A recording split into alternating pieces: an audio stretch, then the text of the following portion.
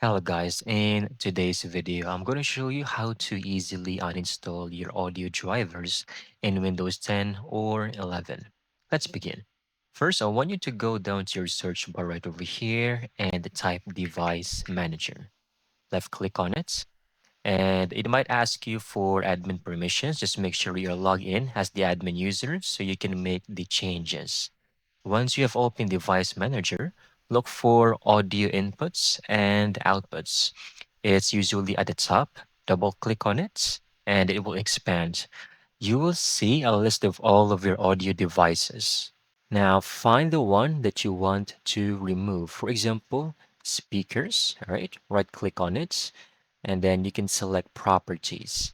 Then go to driver and then over here, click on uninstall device.